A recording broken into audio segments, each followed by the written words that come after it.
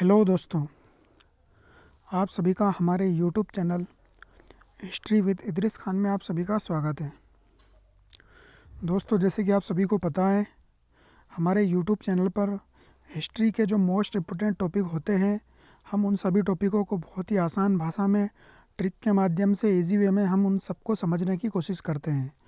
और दोस्तों, वही सभी टॉपिक वो होते हैं जिनसे एग्ज़ामों में बार बार क्वेश्चन पूछे जाते हैं और कन्फ्यूजन की वजह से या हमारा कॉन्सेप्ट क्लियर नहीं होता है, इस वजह से वो क्वेश्चन हमारे गलत हो जाते हैं। तो दोस्तों, इन्हीं सभी बातों को ध्यान में रखते हुए हमारे यूट्यूब चैनल पर कई सारे वीडियो लाए गए हैं, जिनको हमने ट्रिक के माध्यम से या कीवर्ड के माध्यम से उन सभी टॉपिकों को हमने बहुत ही आसान और बिल्कुल ईजी तरीके में वो समझाया है। और हमारे वीडियो बनाने का मकसद भी यही है कि जो एग्ज़ामों में बार बार क्वेश्चन पूछे जाते हैं दोस्तों, वो आपके क्वेश्चन गलत ना हो। तो इसी के क्रम में कई सारे वीडियो तो हमने अपलोड कर दिए हैं। और जैसे कि आज का जो टॉपिक रहने वाला है, आप सभी को दिखाई दे रहा है, आधुनिक भारत में जो प्रमुख धार्मिक और राजनीतिक विद्रोह हुए हैं। जैसे कि आप सभी को पता है, एनटीए, यूजीसी नेट या टीजीटी पीजीटी एग्ज़ाम, जो हमारा सब्जेक्ट बेस्ड जो हिस्ट्री से रिलेटेड जो हमारा सब एग्ज़ाम होता है, उसमें जो है ये विद्रोह वाला जो पार्ट है, कई बार जो है एग्ज़ामों में पूछा जाता है। एनटीए, यूजीसी नेट के अंदर तो कई बार जो है क्रोनोलॉजी या मैच करने वाले में क्वेश्चन जो है विद्रोह और आंदोलनों से रिलेटेड क्वेश्चन पूछे जाते हैं, जिसमें जो है धार्मिक और राजनीतिक विद्रोह से पूछा जाना बिल्कुल मोस्ट इम्पोर्टेंट है। तो इन्हीं सभी को ध्यान में रखते हुए आज का वीडियो हमारा जो बहुत ज़्यादा इम्पोर्टेंट रहने वाला है। बस आप सभी को इस वीडियो को अंत तक ज़रूर देखना है, जिससे आपके पूरे डाउट, पूरे कन्फ्यूजन बिल्कुल क्लियर हो जाए और बहुत ही अच्छी तरीके से ट्रिक के माध्यम से हम ये सारी चीज़ें समझने की कोशिश करेंगे। तो बिना समय गवाए चलते हैं हमारी स्लाइड के ऊपर, जहाँ हम इस टॉपिक को डिस्कस करने वाले हैं। तो दोस्तों, जैसे कि यहाँ पे हम स्लाइड के ऊपर आ चुके हैं, यहाँ पे लिखा हुआ है प्रमुख राजनीतिक और धार्मिक विद्रोह। तो दोस्तों, आज के टॉपिक में हम इन दोनों टॉपिक से रिलेटेड जो भी हमारे विद्रोह हुए हैं आधुनिक भारत के अंदर, उन्हीं सभी को डिस्कस करने वाले हैं और बहुत ही अच्छी तरीके से, बहुत ही जो है इम्पोर्टेंट इन्फॉर्मेशन के साथ जो हम इसको डिस्कस करेंगे। तो हम चलते हैं हमारी स्लाइड के ऊपर। सबसे पहले हम बात कर लेते हैं दोस्तों, जो है सबसे पहला हमारा जो बंगाल के अंदर होता है सन्यासी विद्रोह। तो इस सन्यासी विद्रोह का जो कालक्रम दिया गया है यहाँ पे 1763 ईस्वी से लेके तो 1800 ईस्वी तक जो है ये विद्रोह चलता है दोस्तों। तो ये मोस्ट इम्पोर्टेंट विद्रोह है, कई बार जो है यहाँ से क्वेश्चन पूछा जाता है, इसके जो है नेतृत्वकर्ता कौन थे। और यहाँ से जो है जैसे कि आनंद मटके से रिलेटेड भी क्वेश्चन पूछा जाता है, और यहाँ पे जो नारा था उससे रिलेटेड भी क्वेश्चन पूछा जाता है। इसका क्षेत्र पूछ लिया जाता है कई बार कि सन्यासी विद्रोह का जो क्षेत्र था वो कौन सा था। तो इस तरीके से दोस्तों इस विद्रोह से कई सारी चीज़ें जुड़ी हुई है, जो एग्ज़ामों में बार बार पूछी जाती है। तो इसको हम देखते हैं किस तरीके से जो है यहाँ से क्वेश्चन बनते हैं। तो सबसे पहले हम बात कर लेते हैं दोस्तों कि इस विद्रोह का जो नेता कौन कौन थे। तो सबसे पहले यहाँ पे हम देख लेते हैं दोस्तों, जो प्रमुख नेता थे इसमें एक तो मजमून शाह, मूसा शाह। तो ये दोनों मोस्ट इम्पोर्टेंट है, सबसे ज़्यादा जो है इनका ही नेतृत्व था, मगर इनके साथ जो है द्विज नारायण, भवानी पाठक और देवी चौधरानी। तो इस तरीके से दोस्तों हिंदू और मुस्लिम दोनों तरह के लोगों का जो है इसमें विद्रोह के अंदर जो है योगदान रहा है। मगर इसमें जो प्रमुख नेतृत्व जो था वो मजमून शाह और मूसा शाह का था। तो सन्यासी लोगों के जो विद्रोह था उसमें ये लोग जो सन्यासी थे, तो इसी तरीके से जो है इन लोगों का जो है इन्होंने साथ दिया है, द्विज नारायण, भवानी पाठक, देवी चौधरानी ने। तो इस तरीके से दोस्तों सन्यासी विद्रोह को जो है इन्होंने अंजाम दिया। तो दोस्तों ये कहाँ पे हुआ था, तो ये बंगाल के अंदर होता है, ये आपको याद रखना है, क्योंकि मोस्टली जो विद्रोह हुए हैं किसानों से रिलेटेड और जो भी है वो बंगाल क्षेत्र के अंदर सबसे ज़्यादा हुए। तो सबसे पहले जो बंगाल के अंदर ही जो है अंग्रेज़ों ने अपना जो है ठिकाना बनाया था, और वहीं पर रह के जो इन्होंने पूरे साम्राज्य का विस्तार किया। तो जब वहाँ पे ज़्यादा अत्याचार हुआ तो वहीं से जो सबसे ज़्यादा विद्रोह की खबरें आने लगी, और वहीं पे जो है सबसे ज़्यादा विद्रोह का जो है शरण स्थल बन गया। तो ये जो है प्राचीन भारत से लेके मध्यकालीन भारत से लेके तो आधुनिक भारत तक जो है सबसे ज़्यादा विद्रोह हमको बंगाल के अंदर ही देखने के मिलते हैं। तो इसी तरीके से यहाँ का जो केंद्र था वो भी बंगाल ही था। इसके बाद हम देखते हैं दोस्तों इस विद्रोह का कारण क्या था। तो 1770 के अंदर जो बंगाल के अंदर भयंकर अकाल पड़ा था दोस्तों, तो यहाँ पे जो कई सारे लोगों की जो मृत्यु हुई थी, जो है इसमें कई सारे लोगों को जो है भूखमरी के साथ, और जब यहाँ पे पैदावार नहीं हुई, तो ये सारी चीज़ें यहाँ पे देखने को मिलती। बंगाल, बिहार, उड़ीसा के अंदर जो अकाल पड़ा, और उसी समय क्या किया दोस्तों इन अंग्रेजों ने कि उस समय जो है इनकी भू राजस्व को वसूल करना इन्होंने बंद नहीं किया, और जो है इन्होंने बहुत ही ज़्यादा सख्ती के साथ भू राजस्व को वसूल किया। तो जब दोस्तों जब ये सारी चीज़ें और अत्याचार जब इन लोगों के ऊपर ढाया गया, तो जो है ये विद्रोह का मूल कारण बना। इसी के साथ साथ दोस्तों तीर्थ यात्रा पर प्रतिबंध लगाना इस विद्रोह का जो है मेन कारण था। दोस्तों अगर सन्यासी विद्रोह का अगर मुख्य कारण अगर आपसे पूछा कि प्रमुख कारण क्या था, तो तीर्थ यात्रा पर प्रतिबंध लगाना पहला एक एक कारण ये भी है, क्योंकि लोगों के अंदर रोष की भावना जो भराई थी वो अकाल के समय जो इन्होंने जब भू राजस्व की वसूली की शक्ति के साथ, तो इससे इनके दिलों में जो है थोड़ी बदले की भावना इनके दिलों में आ गई थी। मगर उसी के साथ जब इन्होंने जब तीर्थ यात्रा पर प्रतिबंध लगा दिया, लोगों को अपने अपने जो है मंदिर मस्जिद और जो है तीर्थ यात्रा वाले जो स्थान है उनके ऊपर जाने पर रोक लगाया, तो लोगों की भावनाएं फूट पड़ी और विद्रोह का रूप लेकर जो है इन्होंने जगह जगह जो विद्रोह कर दिया। इसके बाद होता क्या है दोस्तों, इस विद्रोह की जो विशेषता क्या है, इस विद्रोह में शामिल लोगों ने जो ओम वंदे मातरम का नारा लगाया। तो ओम जो है धार्मिक नारा है और वंदे मातरम जो राष्ट्रीय नारा है। तो इस तरीके से दोस्तों इन्होंने ओम और वंदे मातरम दोनों का सम्मिलित रूप से एक नारा बनाया और उसी को जो है इस विद्रोह के अंदर उसका प्रयोग किया। इसके बाद दोस्तों हम देखते हैं इस विद्रोह की एक खासियत थी, इसके अंदर जो हिंदू और मुस्लिम दोनों लोगों का जो है एकता देखने को मिलती है। देख रहे हो आप, जैसे कि यहाँ पे नेतृत्व करता है मजमून शाह, मूसा शाह, द्विज नारायण, भवानी पाठक। तो इस तरीके से हिंदू भी है और मुस्लिम भी है, तो दोनों लोगों के जो है यहाँ पे विद्रोह के अंदर एकता देखने को मिलती है। इसके बाद और क्या होता है दोस्तों, बंकिम चंद्र चट्टोपाध्याय ने अपनी प्रसिद्ध उपन्यास आनंद मठ जो लिखा है उसका कंटेंट जो है यहीं से लिया है। इन्होंने सन्यासी विद्रोह के ऊपर ही जो है इन्होंने अपना आनंद मठ को लिखा है। तो इस तरीके से आपको याद रखना, ये मोस्ट इंपॉर्टेंट है दोस्तों।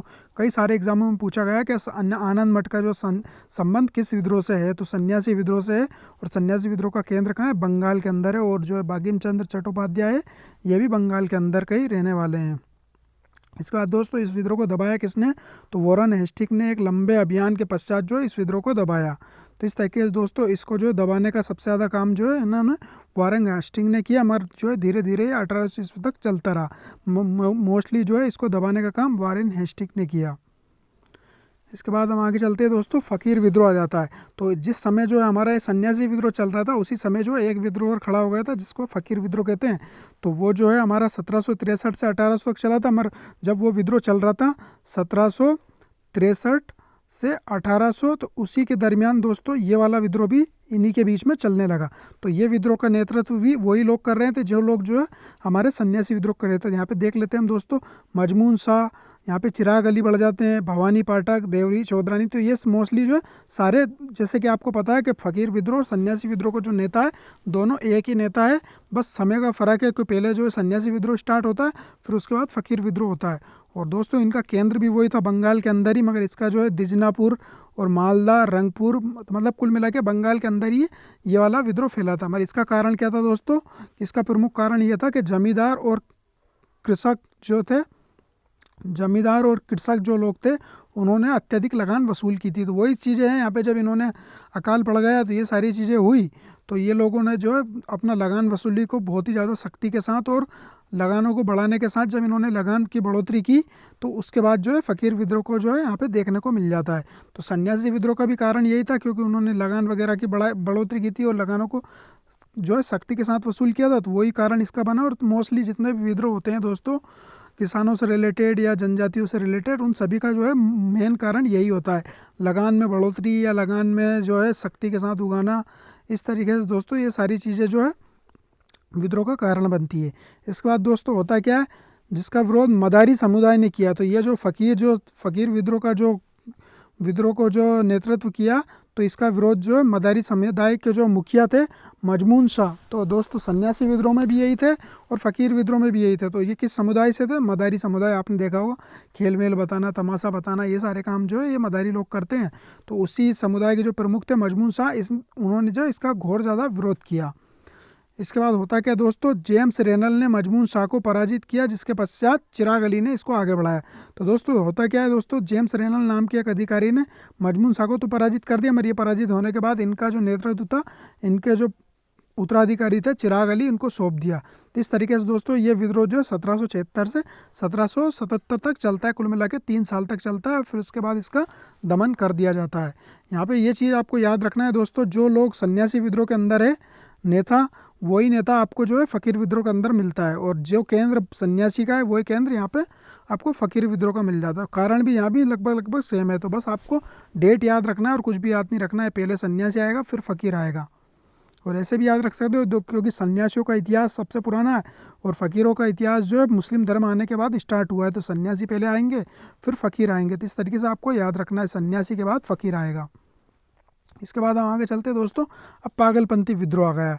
तो अब यहाँ पे आपको किस तरीके से रिलेट करना, सन्यासी और फ़कीर लोग पागलों की तरह रहते हैं, मतलब पागल आधे पागल होते हैं। इस तरीके से आपको याद रखना है, क्योंकि उनको मतलब खाने पीने की, घूमने फिरने की, इन सारी चीज़ों की, सुख सुविधा का कोई ख्याल नहीं रहता है। वो अपने मस्ती में मगन रहते हैं। तो इस तरीके से उनकी जो वो होता है, उनका जो गेटअप होता है वो पागल लोगों की तरह दिखाई देता है। तो इस तरीके से आपको याद रखना, पहले सन्यासी, फिर फ़कीर, फिर पागल।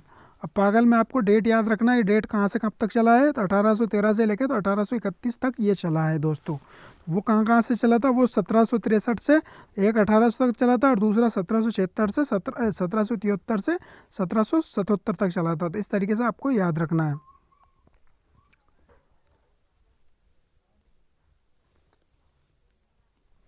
इसके बाद दोस्तों इनके जो प्रमुख नेता थे, तो पागलपंथी विद्रोह जो हुआ था उसके प्रमुख नेता थे टीटू मीर।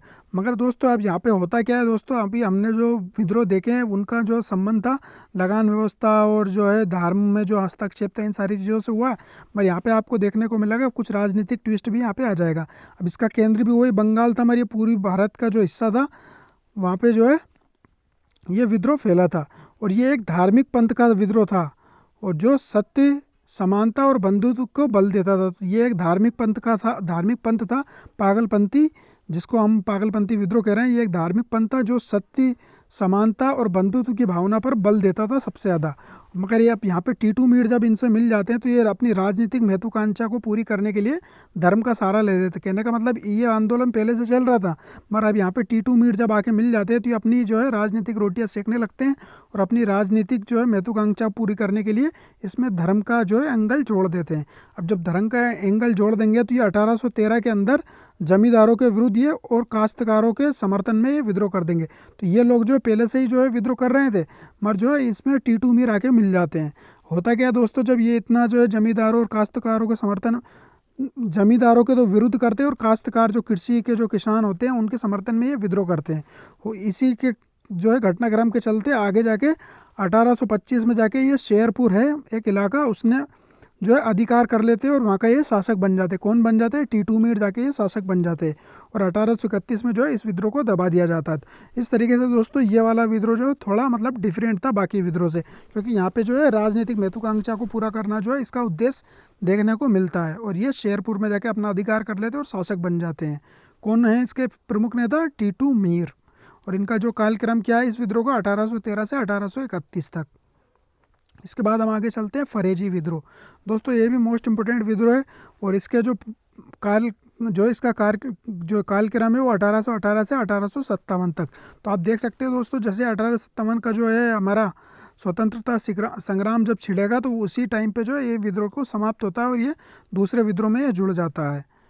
तो इसके जो प्रमुख नेता थे हाजी शरीयतुल्लाह और दादू मियाँ। तो दोस्तों आपको याद रखना ये मोस्ट इंपोर्टेंट है। कई बार फरेजी आंदोलन के जो फरेजी विद्रोह के जो नेता है उनके बारे में कई बार क्वेश्चन पूछा गया। तो इसके जो नेता है एक तो हाजी शरीयतुल्लाह और दादू मियाँ। तो दादू मियाँ से तो कई बार क्वेश्चन पूछा गया कि दादू मियाँ का संबंध किस आंदोलन से, तो फरेजी आंदोलन से है। इसका केंद्र वही बंगाल और बांग्लादेश वाला इलाका जो है इनका प्रमुख केंद्र था।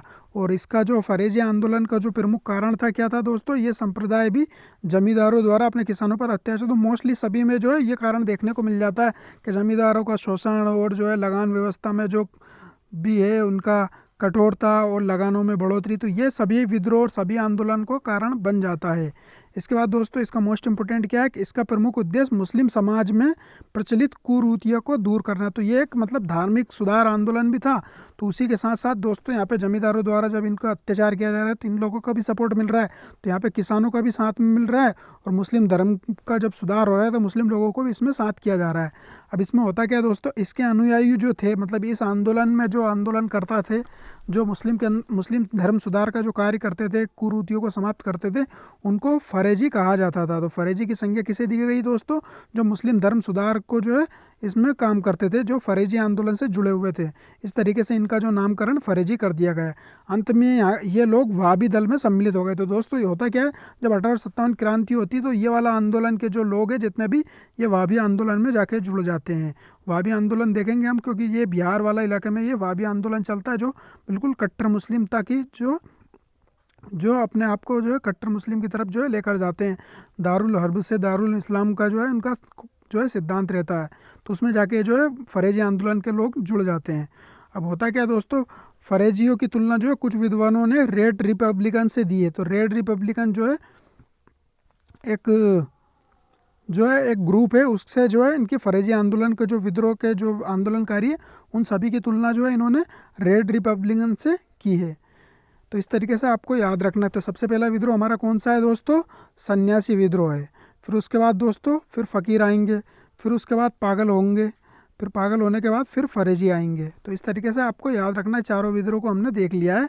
इसके बाद हम हमारा अगला विद्रोह देखते हैं, वहाबी विद्रोह। तो वहाबी आंदोलन जो है दोस्तों 1820 से 1870 तक चलता है। इसके बाद दोस्तों इस वहाबी आंदोलन में और क्या क्या है इंपॉर्टेंट वो देखते हैं हम। सबसे पहले वहाबी आंदोलन का मूल जो है, जो मतलब जिसकी शुरुआत हुई इस आंदोलन की, वो अरब देश से, सऊदी अरब जो है उस देश में जाके इसकी शुरुआत हुई है। वहाँ पे किसने शुरुआत की है? मोहम्मद इब्न अल वाहिद नाम के एक जो व्यक्ति है, उनके द्वारा इस आंदोलन का जो है प्रारंभ किया गया है। तो दोस्तों इनने तो जब सऊदी अरब के अंदर प्रारंभ कर दिया, हमारी इसका लिंक भारत में किस तरीके से जुड़ता है वो भी हम देखेंगे। क्योंकि अब ये तो विदेशों के अंदर ये वाला आंदोलन चल रहा है, मगर जब भारत के लोग जब विदेश जाएंगे, जब इनसे मिलेंगे, तो ये लोग जो है वहाँ से ये सारी चीज़ें सीख के अपने भारत के अंदर आगे करेंगे। तो ये एक धार्मिक आंदोलन था। धार्मिक आंदोलन का मतलब दोस्तों धर्म के अंदर सुधार करना। इनका मतलब ये था कि जो प्राचीन काल का जो मुस्लिम धर्म था उसी की तरह से आधुनिक काल में स्थापित करना है। कुल मिला के मतलब जो प्राचीन काल से मुस्लिम धर्म था उसी तरीके की चीज़ें फिर से फॉलो करना है। नई नई चीज़ें जो जुड़ गई थी उन सबको ख़त्म करना है। कुरीतियों को, रस्मों को, रिवाजों को, इन सबको ख़त्म करके जो प्योर इस्लाम था, जो पैगंबर मोहम्मद साहब जो देकर गए थे, उसी तरीके के इस्लाम को जो है इनको फॉलो करना था। और इसका जो एक और जो है प्रमुख उद्देश्य क्या था दोस्तों? दारुल हरब से दारुल इस्लाम बनाकर इस्लाम का प्रचार करना। तो कहने का मतलब अगर कोई गैर मुस्लिम देश है जिसके अंदर इस्लाम की कोई हुकूमत नहीं है, इस्लाम के कोई लोग नहीं है, तो उन लोगों को इस्लाम के अंदर शामिल करना, मतलब दारुल हरब से उनको दारुल इस्लाम बनाना। तो कहने का मतलब गैर मुस्लिमों को मुस्लिम बनाना यहाँ पे इनका प्रमुख उद्देश्य था। इसके बाद और क्या है दोस्तों, भारत में रायबरेली जो हमारा यूपी के अंदर पड़ता है, वहाँ के सैयद अहमद बरेलवी।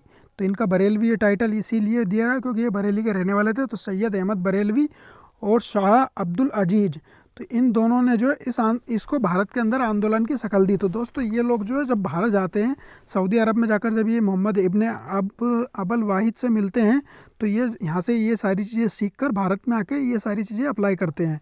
तो भारत में जो इसकी शुरुआत कौन करते हैं दोस्तों? सैयद अहमद बरेलवी। और ये कौन सा आंदोलन है दोस्तों? धर्म सुधार आंदोलन है। और धर्म को जो है ये दारुल हरब से दारुल इस्लाम बनाना इनका प्रमुख उद्देश्य था।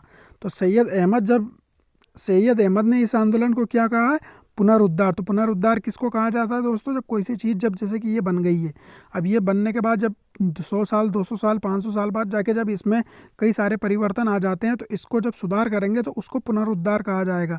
कहने का मतलब इसको रियल जो इसकी पोजीशन है, इसकी जो मेन जो सिचुएशन थी प्रेजेंट, मतलब वो पास्ट टाइम में जब उसके रियल टाइम में, तो उसी तरीके से दोस्तों इसको फिर से उसको इस्टेब्लिश करना है। तो मतलब कहने का इसको पुनः इसको इस्टेब्लिश करने को ही इसको पुनरुद्धार कहा गया है।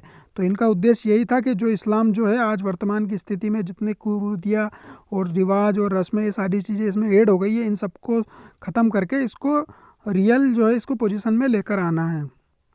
इसके बाद होता क्या है दोस्तों, अब सैयद अहमद बरेलवी जो थे ये 1821 में हज करने के लिए मक्का जाते हैं। तो मक्का जाने में इनकी मुलाकात उन्हीं महाशय से हो जाती है, अब्दुल वाहब से। तो जब इनसे जब मुलाकात होगी तो दोस्तों ये अब्दुल वाहब जो है वहाबी आंदोलन को ये अरब के अंदर चला ही रहे थे। तो इनसे जब इनकी मुलाकात हो जाती है सैयद अहमद बरेलवी की, तो ये इनसे बोलते हैं कि भाई हमें भी हमारे यहाँ चलाना है, क्योंकि हमारे यहाँ भी कई सारे जो है गैर मुस्लिम का देश है, और दूसरा हमारे जो है इस्लाम धर्म के अंदर कई सारी जो बुराई आ गई है, तो उसको हमको क्लीन करना है। तो उन्होंने उनको सिखाया। तो ये भारत के अंदर आते वह सारी चीज़ें सीख के तो पंजाब में आके सिख समुदाय के विरुद्ध, जो सिख समुदाय थे उनके विरुद्ध जिहाद की घोषणा कर देते हैं। और इसी के करने के बाद जो है 1830 में उन्होंने पेशावर पे अधिकार कर लिया। तो दोस्तों ये आते हैं और पंजाब के अंदर आके जिहाद की घोषणा करके और वहाँ पे जो है मार धाड़ करके दंगे फसाद करके या कुछ भी करके और पेशावर के ऊपर जो है अपना कब्जा कर लेते और उस पर कब्जा करके दोस्तों अपने नाम के जो है यहाँ पे सिक्के चलाने लगते हैं। तो वो वही राजनीतिक जो है महत्वाकांक्षा इन्होंने पूरी कर ली धर्म का नाम लेके, जिस तरीके से हमने जो है यहाँ पे अभी पढ़ा था। इसके बाद होता है क्या दोस्तों, 1826 में उन्होंने अपने आप को जो है खलीफा घोषित कर लिया। तो 1830 में तो इन्होंने जो है पेशावर पे अधिकार कर लिया था और 1826 में ही जो है इन्होंने अपने आप को जो पहले से मतलब इन्होंने 1826 में पहले खलीफा घोषित किया, फिर 1830 में पेशावर पे गए और फिर 1831 में युद्ध के दौरान इनकी मृत्यु हो जाती थी। इसके बाद जो है 1 साल का ये जो है सत्ता भोग ये अपने आप को जो है सुख ले पाते हैं और 1 साल बाद इनकी मृत्यु हो जाती है युद्ध के दौरान। और भारत में जो वाबी आंदोलन का जो केंद्र बनता है, फिर बाद में जाके जो है पटना ये प्रमुख केंद्र बन जाता है दोस्तों। इसके बाद दोस्तों और क्या इंपॉर्टेंट चीज़ है यहाँ पे, वाबी आंदोलन जो है ब्रिटिश राज्य के विरुद्ध भारत में मुस्लिम राज्य की स्थापना करने का उद्देश्य से प्रेरित था, जो पूर्णतः सांप्रदायिक था। दोस्तों इसका प्रमुख उद्देश्य यही था कि हमको जो है ब्रिटिश राज्य से निकलकर हमको अपनी जो है सत्ता बनाना है, भारत के अंदर मुस्लिम राज्य की स्थापना करना है और दारुल हर्ब से दारुल इस्लाम बनाना है। तो ये प्रमुख उद्देश्य इनका था। इसके बाद 1860 में अंग्रेज ने इस आंदोलन को दबाना शुरू किया, जो 1870 तक जो है इस आंदोलन को पूरी तरह दबा दिया गया। तो दोस्तों इस तरीके से दोस्तों इसको जो है पूरी तरीके से दबा दिया जाता है। 1820 से लेकर तो 1870 तक ये आंदोलन चलता था। तो इस तरीके से हमने जो है 5 आंदोलनों को पढ़ लिया है। सबसे पहले हमने सन्यासी आंदोलन, फिर हमारा जो है फ़कीर आंदोलन, फिर हमने पागलपंथी आंदोलन, फिर हमने फरेजी आंदोलन और फिर उसके बाद जो है हमने ये वाला जो है वाबी आंदोलन को पढ़ा है। इसके बाद हम आगे चलते हैं दोस्तों कूका आंदोलन। तो ये मोस्ट इंपॉर्टेंट है दोस्तों। कूका आंदोलन का जो क्षेत्र था ये पंजाब के अंदर ही था। इसके अलावा इसमें क्या क्या चीज़ें इंपॉर्टेंट है हम देखते हैं। इस आंदोलन की शुरुआत जो 1840 में। तो दोस्तों हमने पूरा जो आंदोलन सीक्वेंस में जमाया। अगर आपसे कभी क्रोनोलॉजी पूछे तो आप क्रोनोलॉजी के माध्यम से ये सारे आंदोलन को जमा सकते हो। कई बार जो है इसी टॉपिक के 4-5 आंदोलन को क्रोनोलॉजी वाले क्वेश्चन पूछे जाते हैं। तो इसकी शुरुआत 1840 में हुई थी और भगत जवाहर मल नाम के जो एक व्यक्ति थे, जिनको सेन साहब भी कहा जाता था, पश्चिमी पंजाब में जो है इनको सेन साहब कहा जाता था और इन्होंने इसकी शुरुआत की थी कूका आंदोलन की। अब इसके जो है होता क्या दोस्तों, सेन साहब के जो शिष्य होते हैं बालक सिंह, इन्होंने जो है इसका जो मुख्यालय बनाया कूका आंदोलन का, उन्होंने हजारा को बनाया। अब इन्होंने तो हजारा को बना दिया, मगर इसके बाद होता क्या दोस्तों, इनके बालक सिंह के एक शिष्य होते हैं राम सिंह। ये जो है इस आंदोलन को जो है विद्रोह के रूप में जो है इसको रूप धारण करवा देते हैं। कहने का मतलब ये आंदोलन जो है छुटपुट जो है आराम से जो आंदोलन चल रहा था, मगर राम सिंह नाम के जब ये इसमें व्यक्ति जब जुड़ जाते हैं तो इस आंदोलन को विद्रोह के रूप में जो है अपना रूप धारण करवा देते हैं। तो मतलब कुल मिला के एक्टिव लोग हो जाते हैं और अच्छी तरीके से इसको विद्रोह की तरह इसको करने लगते हैं। होता क्या दोस्तों, जब ये विद्रोह फैल जाता है पूरे पंजाब के अंदर तो 17 जनवरी 1872 के अंदर जो है 50 कूका विद्रोहियों को जो तोप से बांध कर उनको उड़ा दिया जाता है, मतलब तोप के मुंह पे बांध के इनको उड़ा दिया जाता है। लुधियाना के आसपास की ये घटना है दोस्तों। इसके बाद होता क्या है दोस्तों, जब ये सारी चीज़ें हो जाती है तो ये अंग्रेज़ों के खिलाफ जो है ये विद्रोह कर रहे थे। तो अंग्रेज़ों के खिलाफ विद्रोह करने के बाद जब 1872 में इस आंदोलन के प्रमुख नेता जो राम सिंह थे, इनको कैद करके रंगून पहुंचा दिया जाता है। तो ये वही रंगून है दोस्तों जहाँ बहादुर शाह जफर को जो पहुँचाया गया था, तो इनको भी कैद करके रंगून पहुँचा दिया जाता है और जहाँ इनकी 1885 के अंदर इनकी मृत्यु हो जाती है। तो इस तरीके से दोस्तों ये आंदोलन को जो है समाप्ति हमको देखने को मिल जाती है। 1840 में शुरू होता है और 1872 में जाके इनको जो है ख़त्म हो जाता है। तो यहाँ पे हमको शुरुआत जो 1840 से होती है ये याद रखना है। इसके बाद दोस्तों और एक मोस्ट इंपॉर्टेंट लाइन यहाँ पे जुड़ी हुई है। तो 14 अप्रैल 1857 को जो नामधारी सिख संप्रदाय जो है, नामधारी सिख संप्रदाय है, उसकी स्थापना लुधियाना के अंदर जो है एक हुई है। तो इसका श्रेय किसको जाता है, तो राम सिंह को ही जाता है। अगर आपसे क्वेश्चन पूछे कि नामधारी सिख संप्रदाय की स्थापना में जो किसका योगदान सबसे महत्वपूर्ण है, तो श्री जो है राम सिंह जो है बालक सिंह के जो शिष्य थे राम सिंह, उनका जो है नाम यहाँ पे देखने को मिलता है। और कूका आंदोलन से संबंधित व्यक्ति का नाम आपसे पूछे तो भगत जवाहर मल और राम सिंह, इस तरीके से आपको याद रखना है। तो ये दोनों नाम मोस्ट इंपॉर्टेंट है। तो इस तरीके से हमने जो है सारे आंदोलनों के बारे में, सारे विद्रोह के बारे में हमने देख लिया है और यहाँ पे हमने पूरे आंदोलनों की लिस्ट दे दी है और किस तरीके से आपको याद रखना है। तो सन्यासी विद्रोह आएगा सबसे पहले। सन्यासी विद्रोह के बाद दोस्तों फ़कीर विद्रोह, फिर पागलपंथी विद्रोह, फिर फरेजी विद्रोह, फिर वहाबी और फिर कूका विद्रोह। इनका हमने विद्रोह का नाम भी दे दिया है, और जो है इनका जो कालक्रम है कौन सा कब तक चला है वो भी यहाँ पे दे दिया है। तो सन्यासी विद्रोह दिया है 1763 से 1800 तक, फिर फ़कीर विद्रोह 1776 से 77 तक, पागलपंथी विद्रोह 1813 से 31 तक, फरेजी विद्रोह जो है 1818 से 1857 तक, फिर वहाबी आंदोलन आ जाता है दोस्तों 1820 से 1870 तक, फिर कूका विद्रोह आ जाता है 1840 से 1872 तक। अब इसमें कौन कौन से नाम जुड़े हुए हैं ये भी हम देख लेते हैं। तो मजमून शाह हमारे जो सन्यासी विद्रोह से जुड़े हुए हैं, मूसा शाह, भवानी पाठक, देवी चौधरानी, और वही लोग जो है इससे भी जुड़े हुए हैं, तो इसमें आपको चिराग अली का नाम ऐड कर देना है बस। पागलपंथी विद्रोह में जो है टीटू मीर, जिन्होंने जो अपनी राजनीतिक महत्वाकांक्षा को पूरी करने के लिए इसमें जो है धर्म का सहारा लिया था। फरेजी विद्रोह हाजी शरीयतुल्लाह और दादू मियाँ। इसके बाद दोस्तों वहाबी आंदोलन, वही जो है बरेली के लोग जब वहाँ गए मक्का मदीना तो वहाँ से सीख कर आए ये चीज़ें। इसके बाद दोस्तों कूका विद्रोह जो है भगत जवाहरमल और राम सिंह। तो इस तरीके से आपको जो है सारे लोगों का नाम याद रखना है। अब दोस्तों जो है विद्रोह को हमने याद कर लिया, याद करने के बाद इनको क्रोनोलॉजी में किस तरीके से जमाना ये हम सीख लेते हैं। तो ये बहुत बढ़िया ट्रिक है। अगर आपको अगर रिलेट करके अगर आप याद रख सकते हो तो अच्छी बात है, अगर आप ट्रिक के माध्यम से सीखना चाहते हो तो ट्रिक के माध्यम से आप सीख सकते हो। तो किस तरीके से आपको याद रखना है दोस्तों कि सन्यासी फ़कीर जब पागल हुआ, इस तरीके से याद रखना है आपको दोस्तों। सन्यासी फ़कीर जब पागल हुआ तो रोज़ वहाब से कुकड़ा मांगता है। कुकड़ा मतलब दोस्तों मुर्गा होता है। तो यहाँ पे हमने कुकड़ा, जो पंजाबी भाषा में मुर्गा को कुकड़ा ही बोला जाता है, तो इस तरीके से आपको याद रखना है। सन्यासी फ़कीर जब पागल हुआ, सन्यासी फ़कीर जब पागल हुआ तो रोज से हमको फरेजी याद रखना है। रोज से फरेजी, रोज वहाब से कुकड़ा मांगता है। तो सन्यासी फ़कीर जब पागल हुआ तो रोज वहाब से कुकड़ा मांगता है, आपको इस तरीके से याद रखना है। तो सन्यासी फ़कीर जब पागल हुआ तो रोज वहाब से कुकड़ा मांगता है। इस तरीके से आपको ये ट्रिक याद रखना है, और इससे जो है पूरी क्रोनोलॉजी आपको याद हो जाएगी। और उसकी ट्रिक जो है हमने आगे लिख दी है दोस्तों। सन्यासी फ़कीर जब पागल हुआ तो रोज वहाब से, ये वहाब है दोस्तों, ये वहाब है, वहाब याद रखना है आपको। वहाब से कुकड़ा यानी मुर्गा मांगता है। तो सन्यासी फ़कीर जब पागल हुआ तो रोज़ वहाब से कुकड़ा मांगता है। इस तरीके से आपको याद रखना है दोस्तों। तो आज का वीडियो जो हम यहीं समाप्त करते हैं। अगर आपको वीडियो अच्छा लगा है, वीडियो से अगर आपको कुछ सीखने को मिला है तो लाइक ज़रूर करें, और कमेंट्स करके बताएं अगर आपको कोई कन्फ्यूजन है, कोई डाउट्स है, और अगर कोई आपसे अगर हिस्ट्री से रिलेटेड अगर आपको कोई प्रॉब्लम आ रही है तो आप कमेंट्स करके आप बता सकते हो। और वीडियो को लाइक ज़रूर करें। अगर आप चैनल पर नए हो तो चैनल को सब्सक्राइब कर लें, क्योंकि मोस्ट इंपॉर्टेंट हिस्ट्री से रिलेटेड आपको वीडियो यहाँ पे अवेलेबल होते रहते हैं। और कई सारे वीडियो हमारे जो है प्लेलिस्ट में डले हुए, उनको भी आप जाकर देख सकते हो। और आने वाली वीडियो के लिए आपको जो है बेल आइकन को प्रेस करना है और चैनल को सब्सक्राइब करना है। तो दोस्तों आज के वीडियो को हम यही समाप्त करते हैं। और एक और बात हम बता देते हैं, अगर आपको इन सभी जो है वीडियो से रिलेटेड जितनी भी जो है पीडीएफ वगैरह आपको प्राप्त करना है तो इतिहास का किला नाम से आप टेलीग्राम ग्रुप जो हमारा चैनल है उसको सर्च कर सकते हो, और वहाँ पे आपको इतिहास से रिलेटेड आपको कई सारे कंटेंट मिल जाएंगे। तो दोस्तों यही सारी चीज़ें आपको करना है। चैनल को सब्सक्राइब जरूर कर लेना है, क्योंकि यहाँ पे कई सारे मोस्ट इंपोर्टेंट हिस्ट्री से रिलेटेड वीडियो आते रहते हैं और आगे भी आएंगे। तो दोस्तों इस वीडियो को यहीं समाप्त करते हैं। थैंक यू, धन्यवाद।